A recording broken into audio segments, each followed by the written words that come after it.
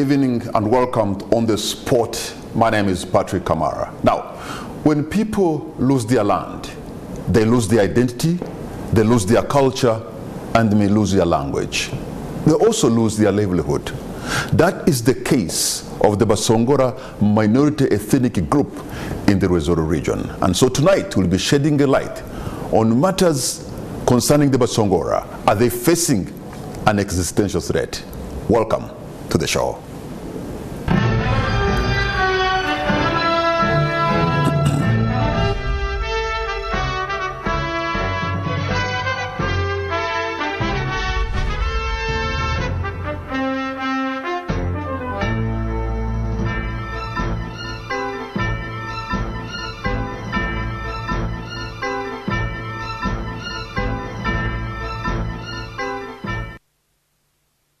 Kakwiri and Festo Kajura. Gentlemen, a warm welcome to both of you.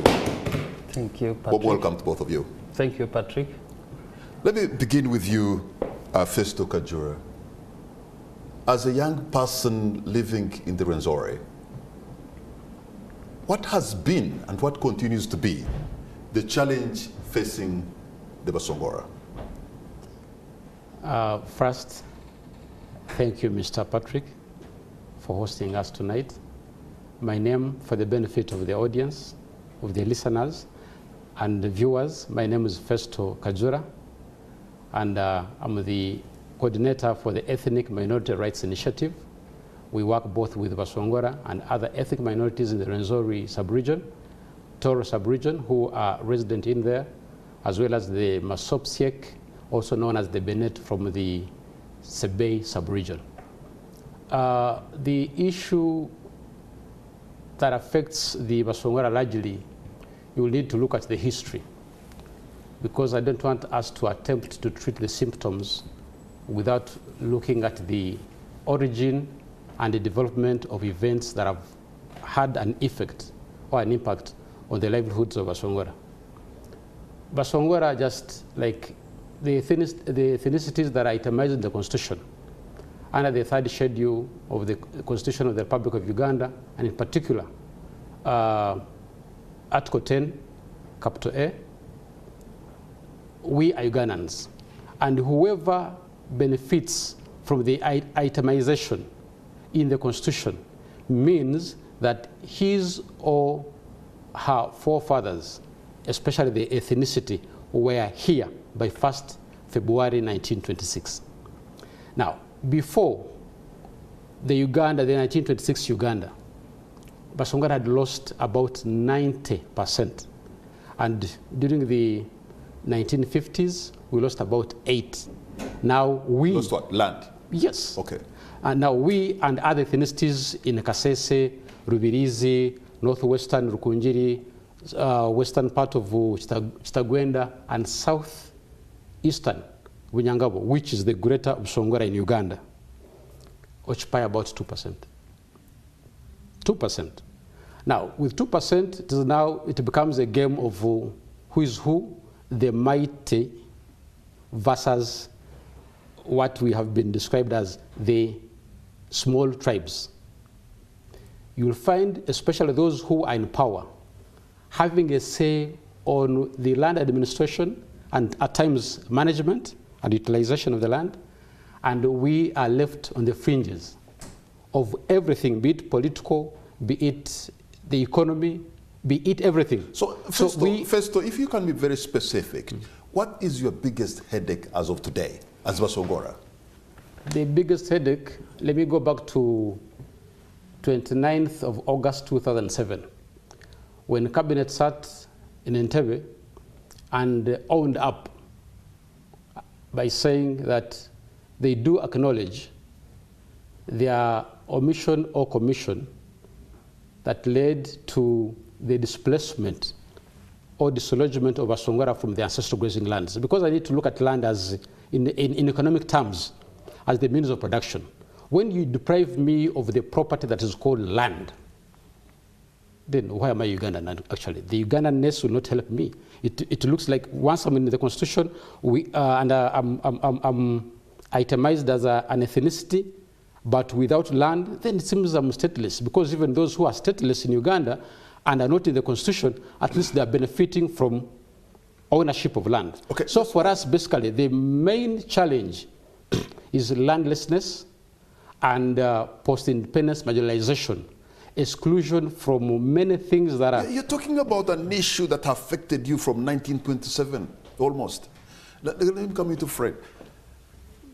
For almost a century, you have battled the issues of land, and maybe your land is taken. Do you really want to reverse what took place 100 years ago? Is that what you want? Thank you, Patrick. Is it even possible? Yeah, I think it's possible. Thank you, Patrick. For the benefit of the viewers, I am Fred Tumsime, Executive Director of Bonnet. We are a human rights organization fighting for the human rights, and basically land rights of Basongora and other marginalized communities in Kasese district. Yes, we are actually fighting an injustice that occurred more than a century ago. And we think that the government should be sensitive to our concerns and address this injustice. Because for many people, land is a source of livelihood. And so it is tied to their socio-economic and cultural rights. And Basongora are no exception. So when Basongora were unfairly thrown out of the area that is occupied by Queen Elizabeth National Park and by extension Virunga National Park in the DRC, it was a gross injustice.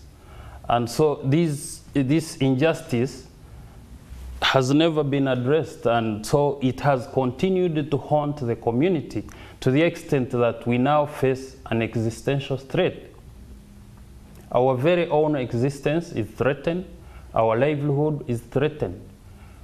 So colonial and post-independence marginalization occasioned this injustice, and so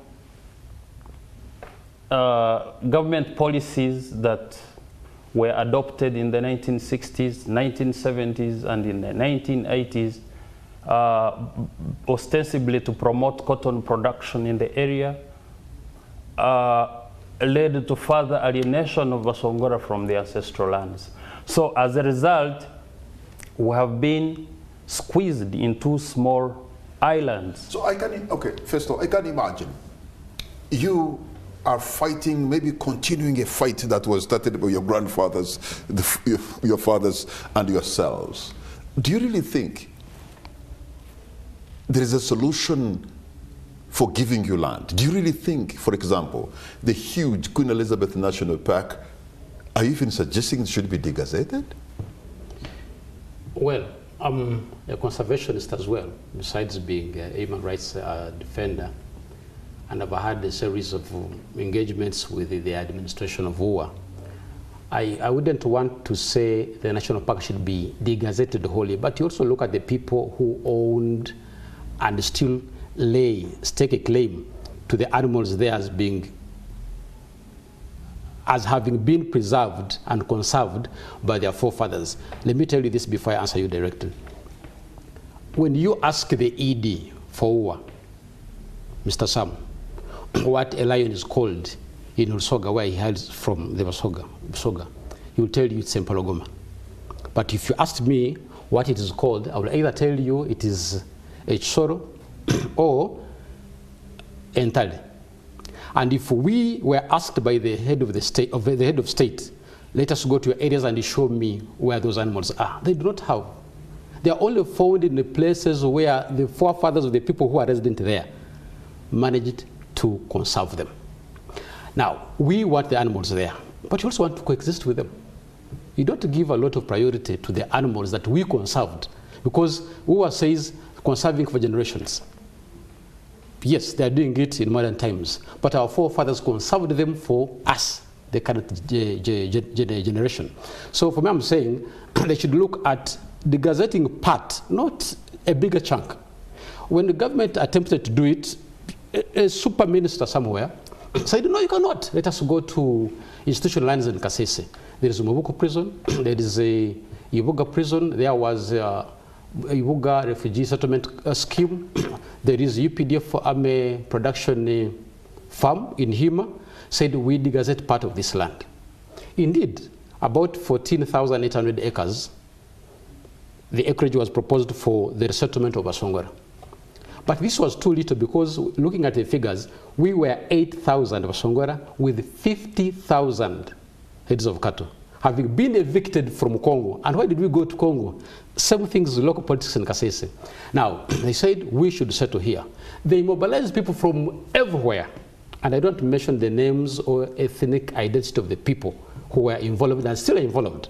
Because all this I'm saying is backed up by the resolution made by the district council in 2007, saying we are opposing central government for what they said, that there should be a ratio. And the ratio is not applicable across the institutional lands. It's only applicable on our ancestral land in Rwenzori and Kangara, which is not government land. That we should take 17,000 acres, while others, our brothers, with whom we had coexisted, should take 8,000. A super minister again incited them to go to court. And that's how the resettlement has been dying gradually. Now, we kept on pushing. As you said, we inherited this from our forefathers. And we feel we are okay with pushing because we believe our case, our struggle, our quest is legitimate. The president on the 22nd of May last year convened cabinet and said there is something that has dragged on for 16 years, since 2007. These people have not been fully resettled.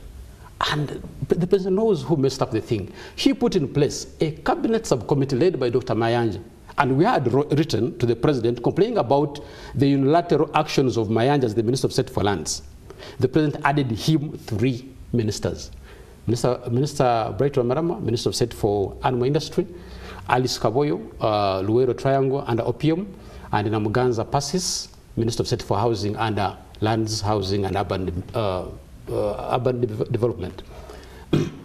Ever since the appointment, we met, they and us met for the first time on 21st February this year. Nothing has happened. The conflict is still ongoing. The district administration, and I don't want to cite more the current administration. Muhinda has been more neutral, but we know the extremists are in there. They want to take the leadership at ransom. So the thing is, for us, we want the settlement land, but only in a land that was named after our forefathers, that is Basongora territory. And the Basongora don't want to go to Rubirizi. No. We don't want to go to Obunyamanyangabo Kasonganyanyi. We don't want to go to Chitagwenda. We want to where we are. Get a chunk and address our issues once and for all. We don't want to keep at the front line, fighting this ethnicity, fighting the government fighting us, maligning us. They said we killed 8, others are saying 9, others are saying 11 lions. Who are promised to investigate? They have never investigated, but the demonization continues. Okay. Fred, if what you're pushing for really is given to you, maybe part of the national park is degazetted so that you can restore your ancestral land, it is going to open up a Pandora box, because you can imagine the Ndorobo, Bennett community you work with on the Elgon Mountain in Kapchorwa area will also want to take part of the forest. The people in the Semliki Valley, the Vatuku, who have been also clamoring to take part of the Semliki Rift Valley National Park, will also claim it. The Bakonjo, who are also on the Mount Rwenzori National Park, will also claim it. Do you really think the government is going to listen to you? Because that can snowball into something that is uncontrollable. Yeah, it is possible, because as my colleague pointed out in 2007, the government of Uganda acknowledged that they have an obligation to resolve the historical injustices committed against Basongora. So for us, we view it in isolation of others, and we think that it is possible for government, since they acknowledge that they have the obligation to resolve the historical injustices committed by government against its own people. So it may not open a Pandora's box, because the challenges faced by the Wakonzo in the mountains and the other communities whose land was appropriated for use by government, the magnitude of the problem for those communities may not be as serious as the one for Basongora. So it is important that government addresses this problem, and it has dragged on for a very long time. So I think there are challenges in implementation. For example, even the little land that was given back for resettlement of Basongora, who had been thrown out of Virunga National Park, the exercise itself of resettlement has never been completed. It is pending. Land has never been transferred from the government institutions that held the land for ownership to ensure security of tenure for the communities. Now, the land grabbers and the sectarian Kasese district leadership is continuing to take advantage of that lapse to grab even the little land that was given back to the community. But if for every community in Uganda, Festo, the state is to look back to their ancestral land 100 years back, where are we going to stop? Because we all came from somewhere, we all moved there about for 100 years to you to claim for, with all respect, you have been overtaken by events. Yes, but there is a way out. There's a reason why we, the Basongora, okay, I'm here in different capacities. Let me also state this, that I'm the secretary for the Basongora Elders Desk. And I have had a lot of engagements with them. And I usually speak from an informed point of view when it comes to the issues that truly affect us. The president, why we love him and the NRM is one thing. You see, when the leadership admits, because it is not him who initiated it, he succeeded it. This is post-independence marginalization. He admits it, it's there, and he has put in place ways through which we can also be uplifted. But the people in there failed. He said this: the Bagungu from Mashon Falls, previously Kabalega National Park, the Batuku, and other ethnicities neighboring the national park or in the enclaves of national parks were left with a bigger chunk. And like the Basongora, whose ancestral grazing lands that amount to 98% were taken. Now we have two with all ethnicities I've mentioned. You see, with Kasese, this is Rwenzori, this is the Queen Elizabeth National Park. We're in the corridor. And for us, again, we have about 0.0002%. And we coexist with others, especially the Banyachitara in the area. So the admission by the regime to us gives us hope that there is a way to go around this. But implementation, Fred did talk of the policy, but who follows up these things? And also we know all governments, the NRM party inclusive, is about numbers, is interested in numbers. So when you don't have the numbers, yes, you will quarrel, they give you a little bit, but we need the president to stand by what he said. I've lost the memory of the number. I think it's number 8 of the 10-point program, where he said he would also look into historical injustices. And also remember, there's a man called David Purkol, the former DG for ESO. And these are people we grew up admiring, looking up to. I think he chaired, or he was a member of the Ranch Restructuring Board. The present-day Lekimburo National Park, we know how it was created. But when the president came, he had to undo the actions of the Obote II government, and I think the previous the governments, I think it was Amin and Obote I. They had to take a bit of Lekimburo National Park for the resettlement of the Bahoro, Bahima cattle keepers, and they are there, they're settled. So we also are saying, get a little bit of it that suits our number. You cannot give 14,800 acres to 8,000 people. How many will each take? Less than one. So it is doable. You know, now Festo has brought in a very important element, and the element of numbers, the numerical strength. Because for every politician, a leader, like President Yoweri Museveni is looking at the numbers. So Well, it's your numbers. The numbers are not helping you because what political dividend do they get from the numbers? Isn't it the issue? It should not be about political dividends, Patrick, but it should be about the people. We are Ugandans, and even though we are a minority, I think we are entitled, we have the same rights as the majority of the other Ugandans. So as the majority of the other bigger ethnic groups. So it is not about our numbers, and the numbers should not be the basis for government policy. So government needs to address itself to these questions. Did these people get displaced through government actions? Yes.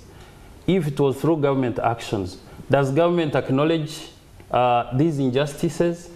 And if it does, then it has an obligation to address these injustices. It should not be about numbers, really. Well, maybe you just want to be legalistic, but the reality is also the numbers will determine what direction they're going to take. And unfortunately, you're a minority.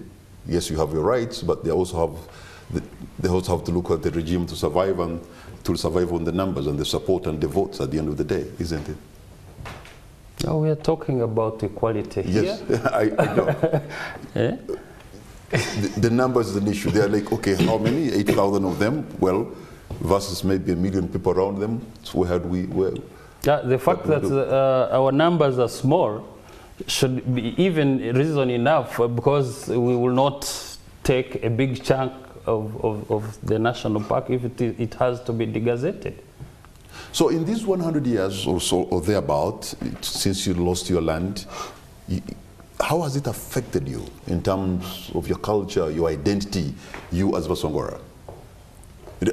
I can imagine even when as you speak right now, some Ugandans are asking themselves, who are those? Yes. Do you understand that? Yeah.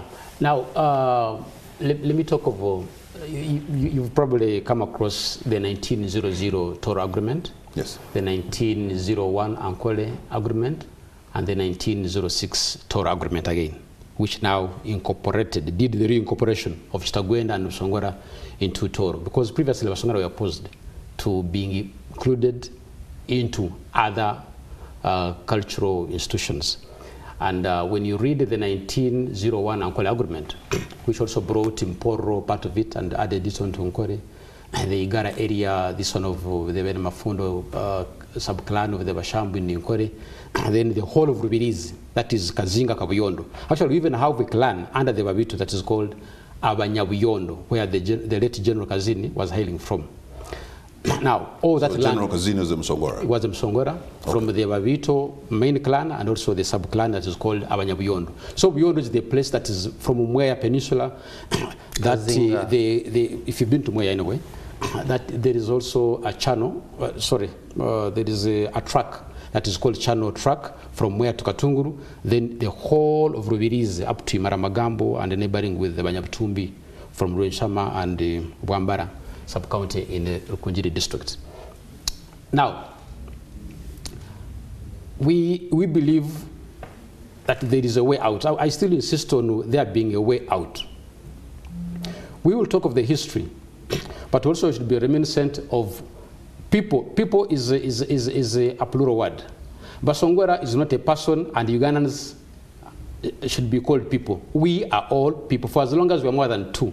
You see, when you're in court doesn't look at submissions done outside there. They need what is admissible in court for the judge to have an informed position on issues. People raise noise and call us whatever they want. Some do it ignorantly because they don't know, but with those we have interfaced, they have gotten to appreciate that we are the Basongora, also known as the Bahuma. In Congo we have the Bahema, the Batuku, the Bahuma. Here in Nkore you have the Bahima. Our origin is the same, but what we are praying for is not the hematic something. We want equity. There should be justice for all, regardless of our numbers. Like Fred stated, there shouldn't be political dividends because of the numbers. What's the percentage of the Tutsis in Rwanda? But I think there should be something like 50-50 in Rwanda. Here, when you look at our brothers, like I've mentioned from above, What is their composition in the government? Others should also be in the government. Others should also benefit from the same arrangement. People, government's eye should be looking at people as one, regardless of their tribe. Now, also, there's this thing now of where they advertise jobs. Then Basongora, like in a certain ministry, you don't even find one. They're talking of equal opportunities. But we grew up hearing this thing, is it under Article 32 of the Constitution? Yeah. Affirmative action, affirmative action, affirmative action. Now, why do you want to make me compete with a member of a community that is already empowered? There should be an arrangement, something like a special program meant for the Basongora, meant for the Benet, meant for the Banyabindi, meant for these small ethnicities that have been trampled upon by these bigger communities, the dominant communities, but including the states. President Yoweri Museveni, whom I think you support and you said is a friend of the Basongora. Not a friend of Not Basongora. a friend, he's a president. We admire him. Yeah. We admire him because of his admission. Yeah, well, I'm picking these things from your submissions. He's also a gentleman who's been talking about against politics of identity. Yes. You know, it doesn't make sense for you to cling on identity instead of clinging on the interests. The people you're there with, you can, you know, have interests as opposed to identity. The challenge, Patrick, with marginalization, when you're marginalized and then you have to articulate your issues as you fight for your rights, just as we are doing, the challenge with that is that to some people you might come across as someone who is promoting a sectarian agenda, that you are discriminatory. That's the challenge. But there is no other way you can fight for your rights and against the injustices such as the ones we have suffered without pointing out that, look, we've been left out. We suffered this injustice. So we may not necessarily be sectarian or discriminatory, but that's the challenge. And we as human rights defenders and advocates, that's a challenge we often meet when we engage with government. And it's an insurmountable obstacle, of course.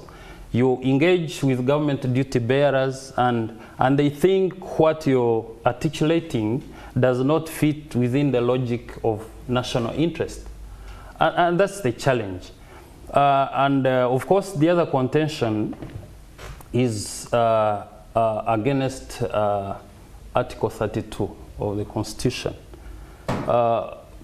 Uganda, of course, boasts of is one of the few African countries that boasts of an extensive regime of human rights within the Constitution.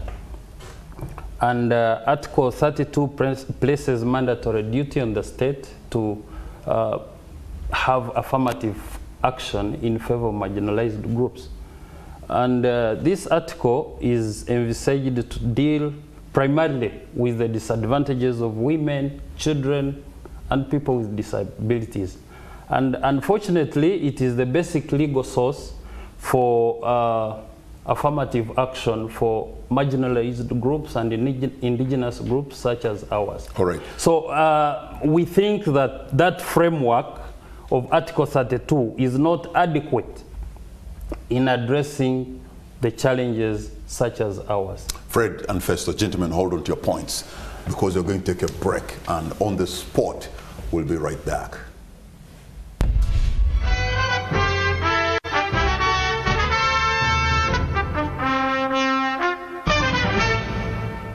Welcome back. You're watching On the Spot. My name is Patrick Kamara, and tonight we are shedding a light on matters affecting the Basongora minority ethnic group in the Rwenzori region, but also indeed other minority groups in Uganda, including the Benet, the Ike, and the others. But now, you are operating in an area that also has local administration and also government institutions. What is your relationship, for sure, between you and Uganda Wildlife Authority, because they are in control of the land which you have been claiming for the last so many years, Fred? Yeah, My colleague earlier pointed out that for generations and for centuries, we conserved these animals that are so dear to conservationists. There is no record whatsoever that any of the wildlife in Queen Elizabeth National Park were brought in from outside of Basongora, apart from crocodiles that were recently brought into the waters of Lake Ruweru or Lake Edward. So we have conserved this wildlife. We have conserved the fauna of Queen Elizabeth National Park. So it is very unfortunate. So you're saying you have sustainably lived in the area for centuries? For centuries, our forefathers practiced extensive pastoralism in the area occupied by Queen Elizabeth National Park, and I think even in UA's historical records, that is very clear. So we conserved these animals for generations, and you know, our culture is one of conservation. We conserve more than anybody else. So it is unfortunate that UA, having taken over management of the national park, is now promoting a narrative that we are a threat to wildlife. Like he earlier pointed out, they are saying there is a narrative that we kill lions, and so we are a threat to conservation. So UA's relationship with us is that they have exhibited hostility, they are belligerent, and that's our contention with them. But we all know that host communities benefit from national parks through royalties. And the people in Basongora benefiting from the royalties from the national park, because you are supposed to be getting that money. Yes, so we do. So there's a win-win situation there. It's not a win-win situation. Yes, some of our communities adjacent to the national park do receive that 20% revenue sharing envisaged in the UA Act. But that is not sufficient. You know, international policy instruments on But the national park is clearly bringing in an income directly to the host communities adjacent to the national park, the 20%. But that is not directly impacting positively the livelihoods of the adjacent communities. Even international instruments on conservation stipulate that wildlife conservation should not exist as an island that is divorced from the socio-economic well-being of the adjacent communities. So, and that's the reason why you have royalties. No, we think that may not work for us. It may work for other communities, but specifically for us, it may not work. Maybe what would work for us is regulated access to water resources inside the national park, because often we have severe droughts, water resources are drained, and then our cattle have no water. So to mitigate that problem, we would be better served, or our communities would be better served if they were allowed to access water resources within the national park. But first of all, I can imagine in the modern day with the 4-acre model of President Museveni, and with your big herds of cattle, he would be telling, you know what, you need to diversify, you need to change your livelihood, you need to be more, to modernize, and small pieces of land, but larger production in terms of what you can get out, to leave the longhorn or the Basongora cow into the Frisian and milk producing in big quantities, the Frisian. On average, each Basongora and Kasese has about 2 acres on average, much as we own our land communally. And of recent, following the release of the national housing, national population and housing census, they said 60% of Basongora live in a Toro region. That is the Toro sub-region and Rwenzori sub-region. Actually, the greater Toro district or kingdom. Now, when you look at people who are into pastoralism, they're about 30%.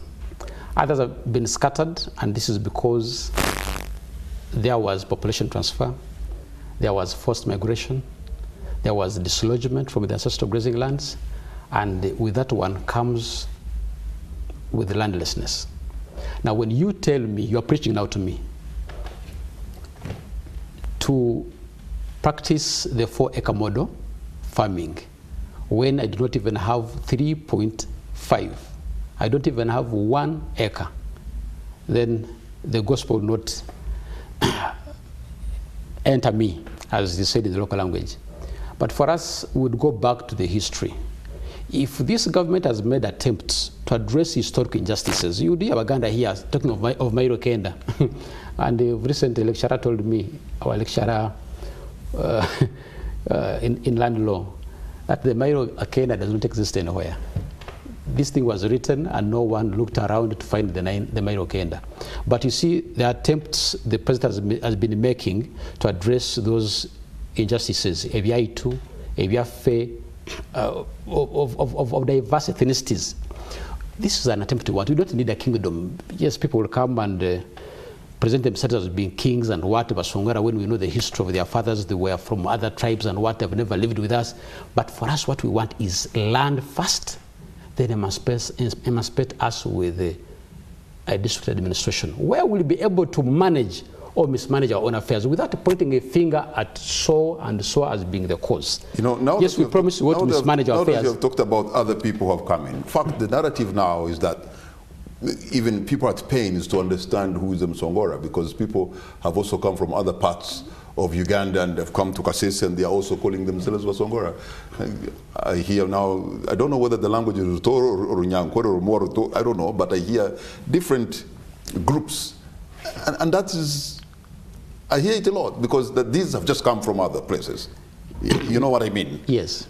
So how do you disentangle yourself from such? First, there's a man, is a Muslim cleric, who said we should have a new tribe from the Banyabinde, Basongora, and Bakonje, because these are the 3 constitutionally recognized ethnicities in Kasese, and they should be called Banyabisongora. There's a way he did it, and now across all the mainstream churches, Catholic and Anglican, the Church of Uganda, bishops, Anglicans have been preaching, marry Basongora. Whoever marries a Basongora, now whoever you know from where, whoever marries a Basongora will get a cow. Now, imagine a population of 600,000 people in a district that wants to subjugate, through now the so-called marriage, population of 30,000. Marriage can only happen when 2 people have loved each other. Yes. So why are you worried about yes. that? No. You see now, when you encourage it and you also bring in incentives, then at the end of the day, they're willing partners.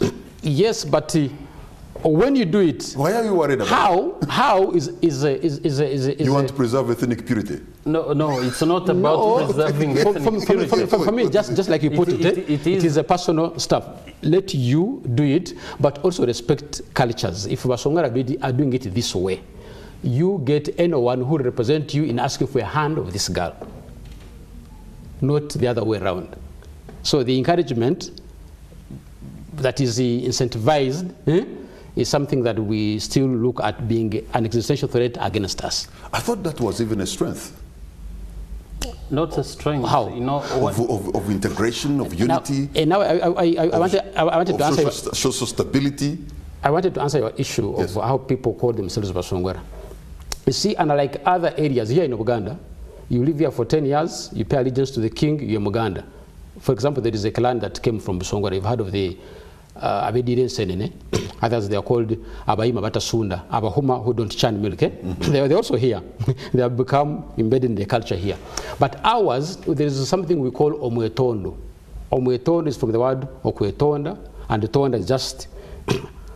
talking about yourself, explaining.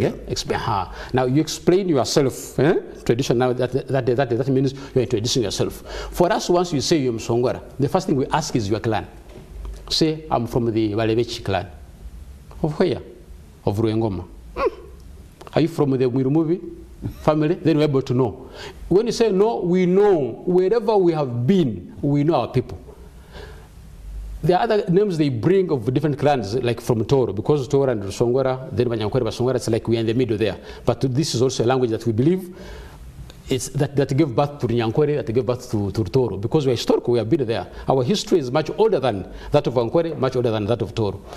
So people come, and they tell you, I'm from the Wafumambogo. And you look for the clan, you don't get it. Until when somebody tells you, like the old man we have, you know, our treasure, Mzee Faz Wamara, tells you, I know I'm from Mambogo in Toro, here in the Basongora it is Abasoga. Not Abasoga, not Abashoga, but Abasoga. There's a way we pronounce it. Then you get to know that in Basongora currently we don't have any, but they are only found in Toro, this part, that is Mwenge, or Mwenje as we call it, or in Bujere, Kayunga, or they are also found in Ubulisa. You get it? There's a way you know each other. So you not come from anywhere and you call yourself from Basongora and you accept, you expect acceptance. No. There was a man called Amanda Wazara, I remember, the Minister of State for Lands. Yeah. The man was a Mkonjo. The mother was a Munyavindi. He was a friend of Basongora, a friend of Bakonjo. Actually, he's the man that the people felt proud of until when he fought this regime that we are proud of. Now, the good that he did, we began forgetting it. Now, he was a Mkonjo. When he died, people said he was a Mnyavindi. And now you hear people who are calling themselves the children of Amanda Wazira, that they are Basongora, but you don't know them. Well, they don't go beyond their... But are you not really splitting hairs on some of those issues? No. For me, that is me, but I believe the moderator is okay with me. Even the viewer, especially those who are truth lovers. Like for the Bakonjo, we know them. They have been our friends. Actually, the oldest friend of Basongora, if it's not a Munyavindi, then it's a Mkonjo. You hardly hear Mkonjo call himself a Basongora. You don't even see a Munyavindi calling himself any other thing. They are what they are, and we can exist that way. But for people to come and impose themselves on us, no, even not even the two Basongora will accept. Okay. All those who are disoriented will get so Fred, what is your working relationship with the local administration there? Because there are local leaders whom I'm sure maybe should listen to your grievances. You have a constituency, actually, even called Basongora constituency. North and South. One of the challenges that we are faced with is that we lack political representation. Oh my God, you guys are looking for a district now.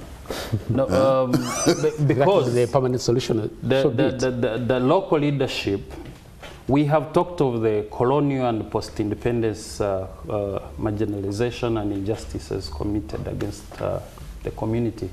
But the Kasese district leadership, especially after the coming into force of the decentralization policy, took it upon themselves to marginalize us further and continue with the marginalization that had been started by the colonial government. So the Kasese district leadership conspires, they are brazen, shameless, and flagrant in their disregard of the law because they adopted a policy of deliberate displacement of Basongora from their grazing lands. So that's why this discussion is centering around an existential threat. So when you displace people massively, deprive them of their source of livelihood, they become landless, they scatter, and with time they cease to exist. So that's our contention with them. They are sectarian,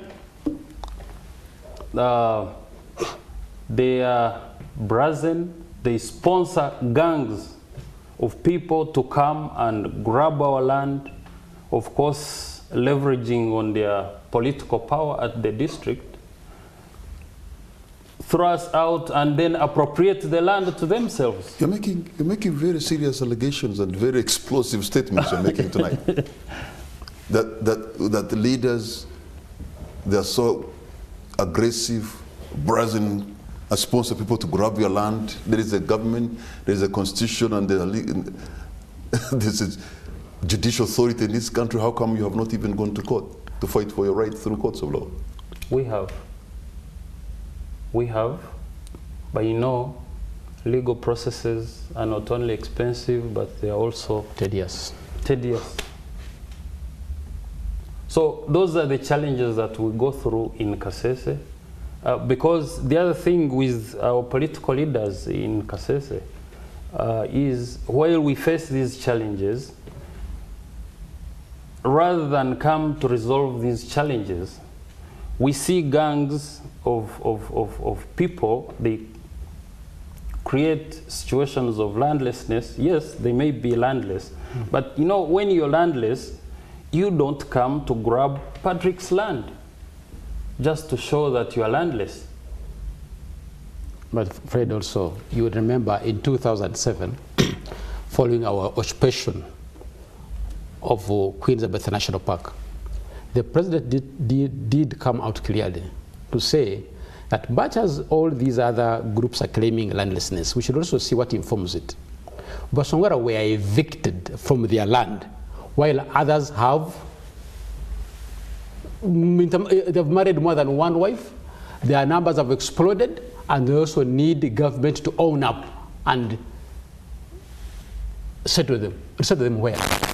For us, we are saying, return to us what you took from us. So what are they asking for? They are saying our numbers are big. There was a man called Bahandi Yokas Wambale. You've heard of him. The husband to the Honorable Winnie Chiza. Bahandi came in 1998.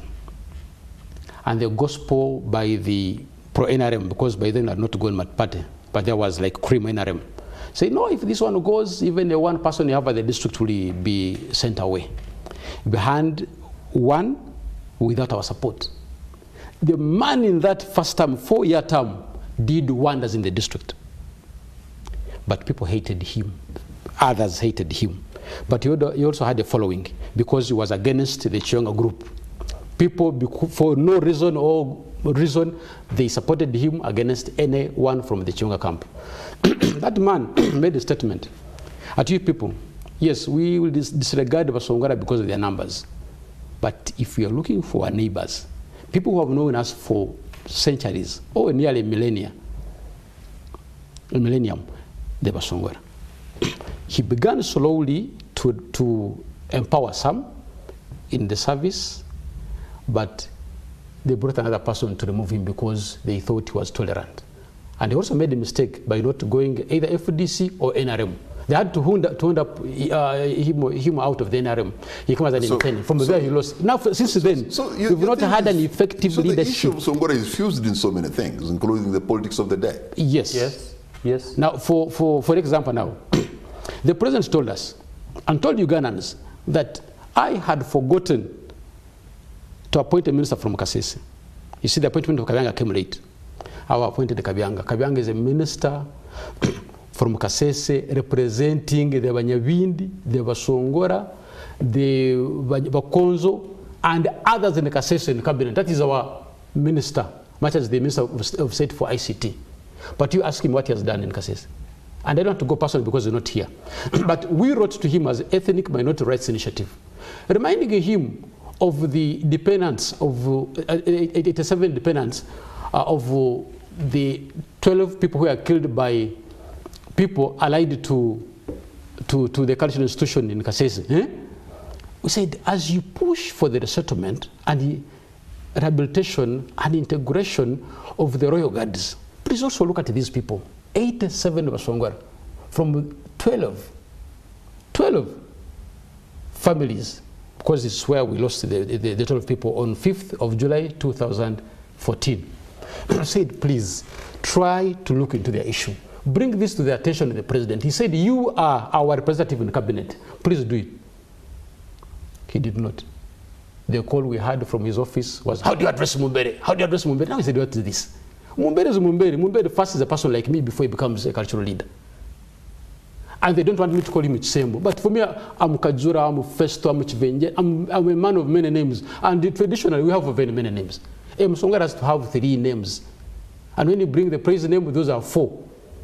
But to call somebody Chisembo, then it's like an insult. If I call Patrick Mrs., then I've insulted you. But if I say Mr. Patrick, that is respectful. Yeah, but you see, now, well, I don't want to go that rabbit hole. Yes. I don't want to go that rabbit hole. But the thing is, you have also a cultural leader, and some of you don't even agree. I've seen like 2 or 3 people calling themselves the king of the Basongora. And how many Basongora are those? We do have Basongora 1, Basongora 2? I don't know, but that's what I'm saying. So even, at least for us, we grew up knowing Basongora Bakogeri. Yes.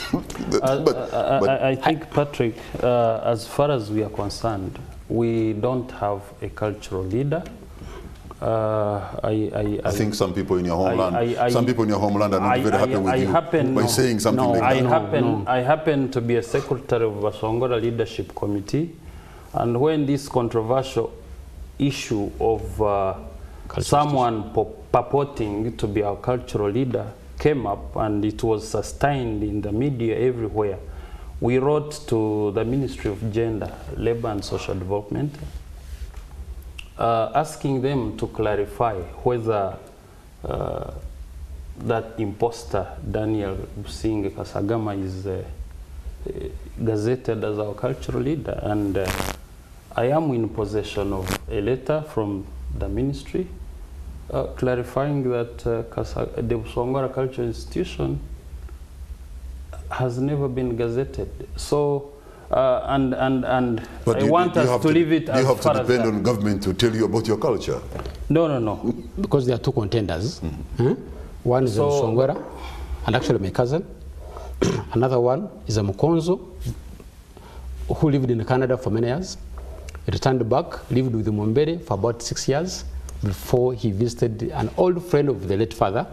And it was okay in the government of the then old man who had also held out as a king to appoint him as a representative of non-Basongora in cabinet. Okay, gentlemen, hold on to your points. We're going to take a break, and when we come back, I'll be asking you, what are your demands? And also, I'll open the lines so that you too who is watching this program can be a part of this discussion so that you can have your say. We'll be right back.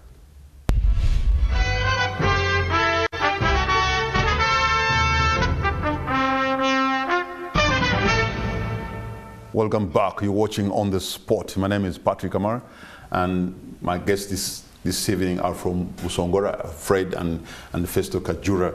We're looking at the historical injustice that the Basongora have suffered, especially losing their land. Because when you lose your land, you lose your identity, you lose your language, and also you lose your livelihoods. And they want that historical injustice of more than 100 years to be put right. But can they really put that thing right? So I'm sure you have demands, because now this is our last segment of discussion. So Fred, what is it that you would want to happen? I'm looking like you are gravitating towards asking for a district. For heaven's sake, we have 2 main administrative units. Do you want to add another one? Thank you, Patrick. I think if, as I earlier pointed out, that the Kasese district local government is sectarian. The leadership is sectarian. You actually said that I was being explosive in my statements, but it's true. When people come and invade and attempt to grab even the little land that you have, and then the leadership does nothing about it, so you have nothing left but to think that they are behind what is being done. So our people were displaced from the areas of Chalanga, Songora, Bukangara, Rwehingo. So even on top of the 98% of our land that we lost, now even these ones, these small pieces of land that we still have are being lost, and the leadership is doing nothing about it.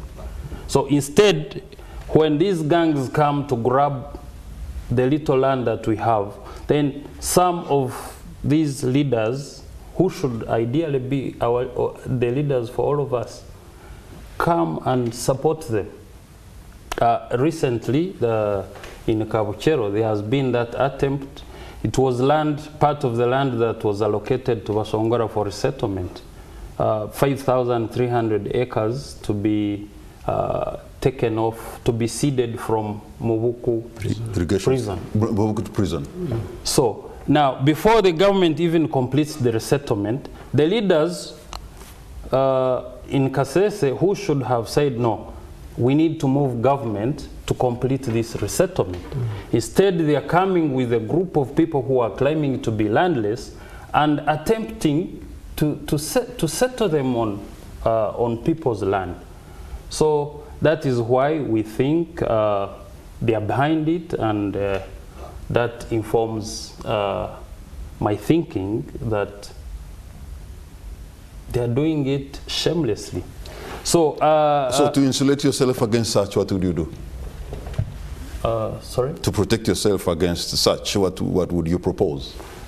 Yeah, we first and foremost, we would like that government completes the resettlement exercise that it started in 2007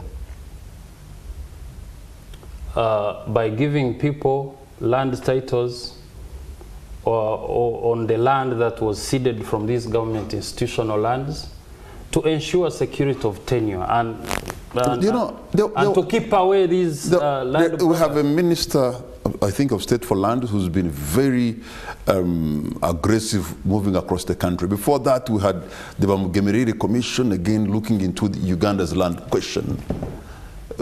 Did the Bamugemerere Commission look into this issue?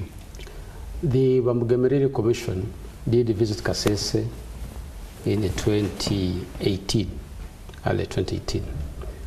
We moved around with them. But you can tell, there's nothing that happened.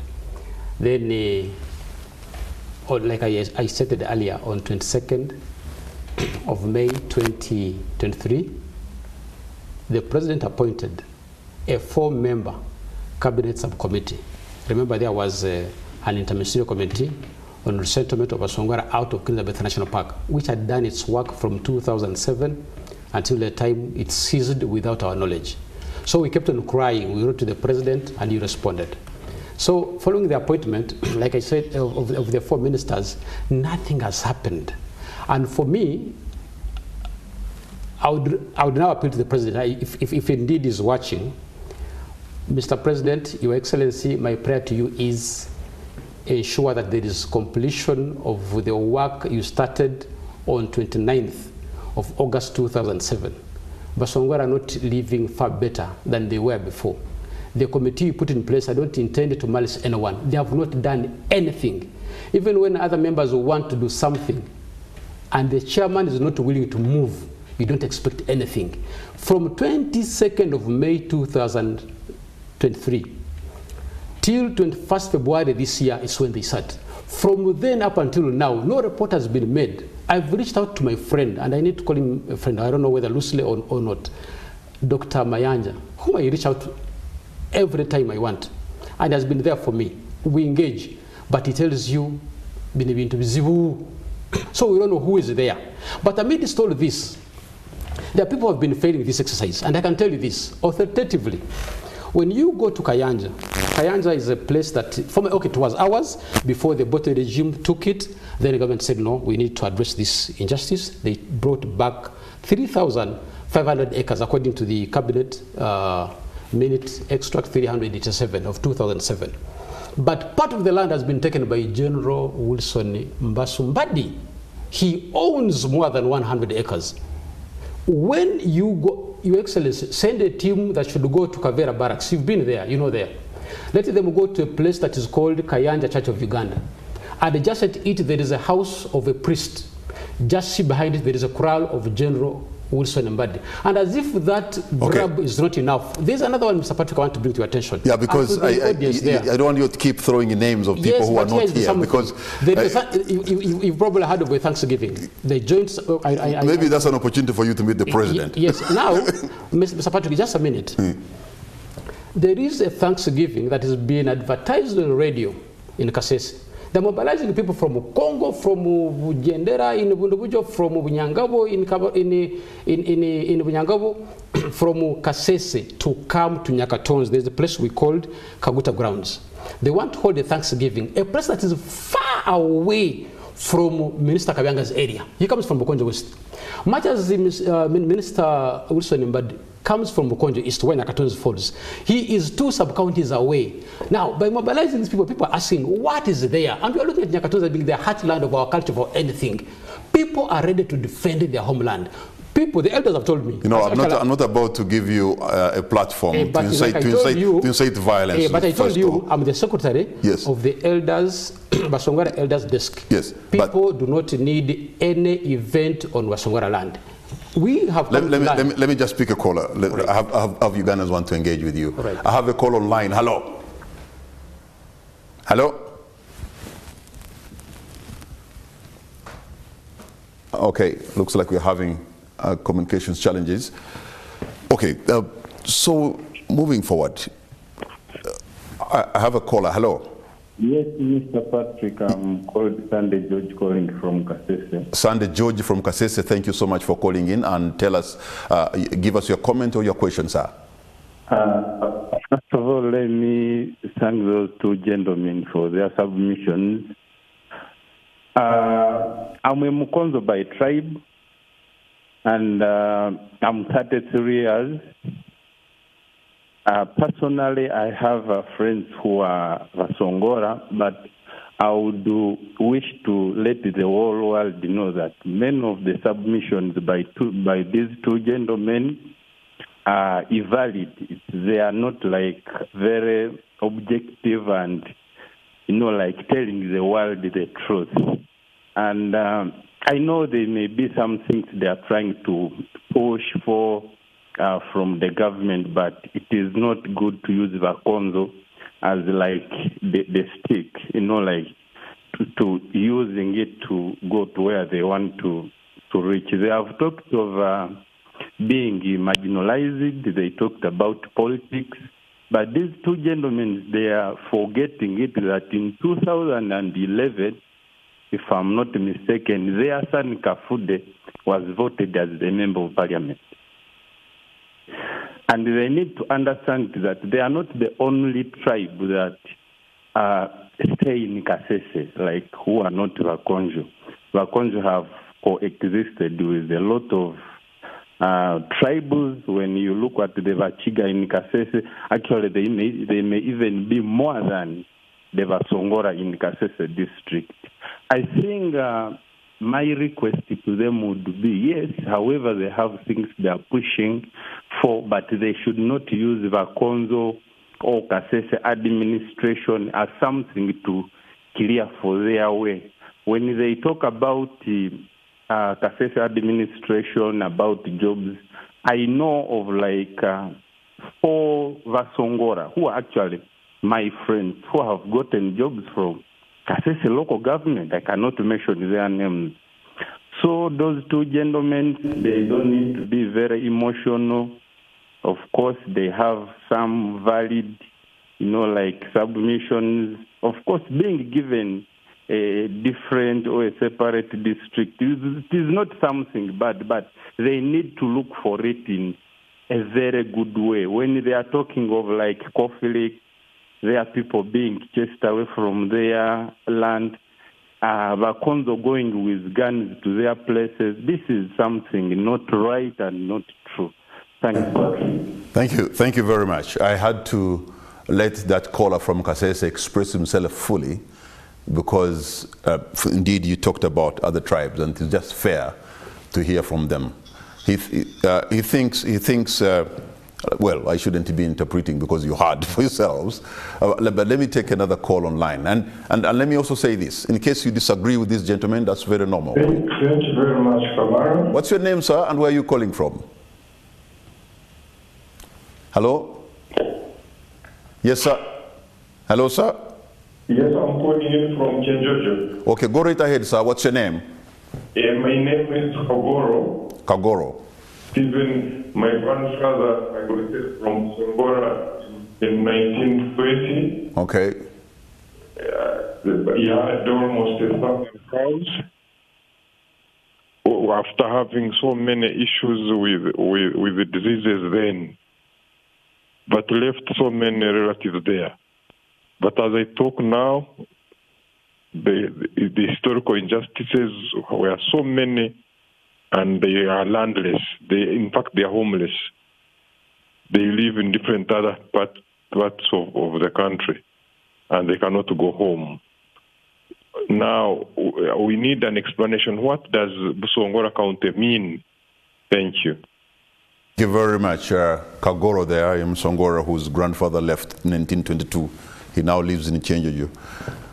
Okay, so, well, in the interest of time, well, let me just maybe take two more callers, and then hello, I have a call online. Hello? Hello? Yes, you can try. You see the number on the screen and call us and tell us what you think. And in case you disagree with me or the guest in the studio, that's very normal. But remember to disagree with respect. Hello? Okay, looks like that one is listening to himself. I'm cutting that. So, moving forward, how you're sort of hinting at having a political administrative unit that you think maybe can be a solution? Yeah. But we're sick, really. We're sick and tired of so many districts.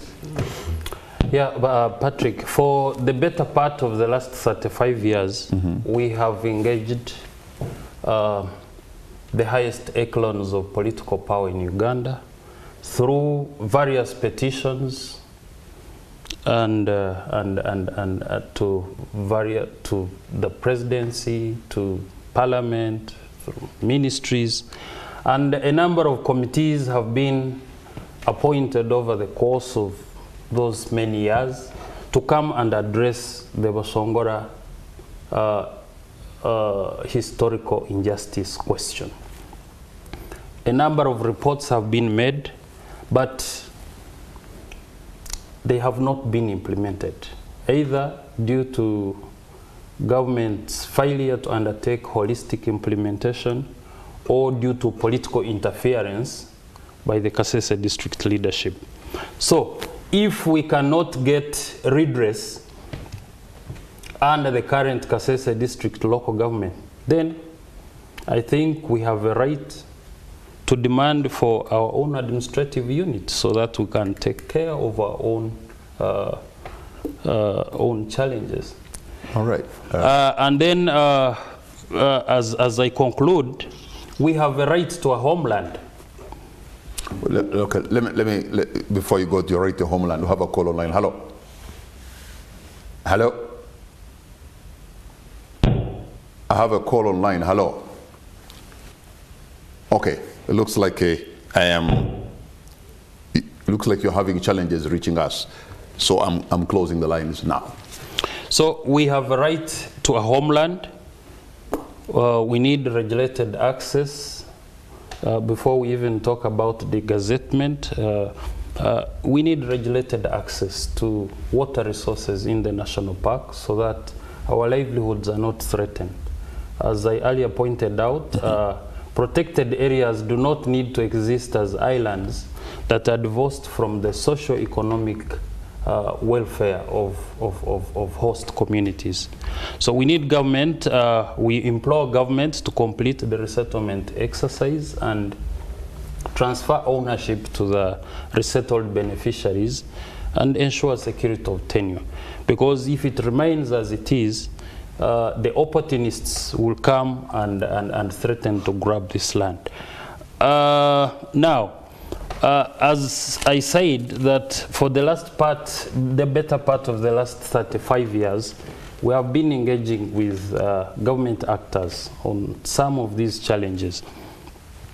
And the leadership in Kasese has not been helpful in addressing some of these challenges. Now, when you hear that some of the ministers who are possibly part of the problem, They are coming to have a celebration, a Thanksgiving service in an area that is the cultural heartland of the Basongora people. We have every reason to be bitter and to question the motive.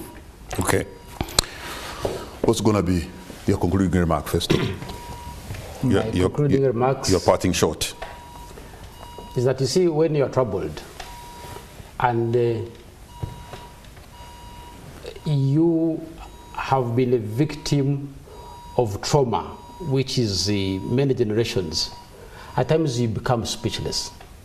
Then also this one also has an impact on how you relate with people. We are marginalized in every aspect. But I'd also like to acknowledge the fact that the central government has given us time to present every other time, but also there are big names that stand in the way of progress. And what pains me is that the president himself is not aware. So we use an opportune time like this, being on TV, to address the old man. Okay. You write severally and nothing goes. But again, you see, I don't want us to talk about the historical injustices and fail to mention people who are sustaining these injustices. Where there is a will by government and nothing is working, and the ministers come to tread on you because they have representation in the cabinet. Kasese itself has 2 ministers. Mr. Kamara, you know. Kasese district. Actually, shouldn't be fighting because of the ministers. The ministers are there. Okay. They should be coming to us to bridge the gap, because the gap is too wide. Gentlemen, I want But the sanctity of Nyakatonzi as a cultural heartland of Basongora should be maintained. The people who gave permission to the ministers to go there for Thanksgiving have been sat down by the elders. Okay, it has been agreed that there's no. Let me read for you. Let me read for you the last comment I've just gotten. They are coming on my phone. Somebody is called Kaihura. It says, those gentlemen have ably articulated the historical injustice done to their community by both the colonial administration and our own governments over the years. And I think it is another person here called Eddie Kajura. Eddie Kajura says, gentlemen, thank you so much for all those explanations about our existence in Uganda. I think what we need to do as Basongora, we need to bring every Basongora on board and we start fighting for Ibiafe. And 2, we need to register every Basongora wherever they are. After knowing the numbers, we shall begin from there. Kajura Eddie from Busunga, but now in Mugusu. There is a comment here, maybe I can read for you just in a minute. I'm not sure about the comment. Yes, I'm not in control because I cannot get keep. No. I can't do it unless I'm going to read it. It's a good one that I agree with, and maybe I will be culpable. I don't want something, I'm the gatekeeper of whatever is going to be said. There is a Msongara woman in Kampala, she's called Mebo Kentenje. She's asking me, in an event, those ministers insist on going to Nyakatonzi, what will you do? Yeah, they will find us there. Hold on. We shall demonstrate. I'm not going that route. Okay. Festo Kajura and Fred, I want to thank you, gentlemen, for we have navigated. This is a very difficult topic, but thank God we have reached where we are. And next time, probably we shall have the Minister of State for Lands and maybe the local administrators in your area so that we can ably discuss this issue more. For those of you who have been watching this program, I want to thank you for the privilege of your company. Good night and God bless Uganda.